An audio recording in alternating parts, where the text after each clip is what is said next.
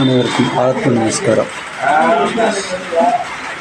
என்ன வளம் இல்லை இந்த திருநாட்டில், என் கையை ஏந்த வேண்டும் வெளிநாட்டில், ஒழுங்காய் பாடுபடு வயல் காட்டில், உயரும் உன் மதிப்பு அயல் நாட்டில்.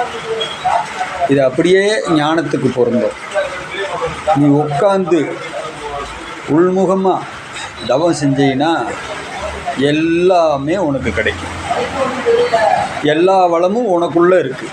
நீ உட்காந்து ஒழுங்காக பாடுபடு, உன்னுடைய புகழ் அயல்நாடு வரைக்கும் பரவும். இதை தான் அந்த ஞான மரபுக்கு இந்த வார்த்தைகளை எடுத்து நம்ம பொருத்தி பார்க்கும்போது அவ்வளோ கரெக்டாக வரும். ஏன்னா விரதம் ஏற்பார் சிலர், ஏற்காதார் பலர். அப்படின்னா பணக்காரன் ஏன் கம்மியாக இருக்கான், ஏழை ஏன் அதிகமாக இருக்கான்ற கேள்விக்கு வள்ளுவருடைய குரல் இந்த தெளிவைத்தான் கொடுக்குது.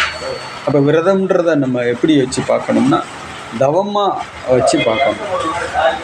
அப்போ தவம் பண்ணுறவன் எண்ணிக்கையில் ரொம்ப சொற்பமாக இருக்கான், பணக்காரனுடைய எண்ணிக்கை கம்மியாக இருக்குது. தவம் பண்ணாதவன் எண்ணிக்கையில் ஜாஸ்தியாக இருக்கான், அவனுடைய எண்ணிக்கை ஜாஸ்தியாக இருக்குது. அப்போ நீங்கள் ஒழுங்காக உங்கள் வயக்காட்டில் நீங்கள் பாடுபட்டால் செழிப்பும் மகசூலையும் நீங்கள் பெறலாம். நமஸ்காரம்.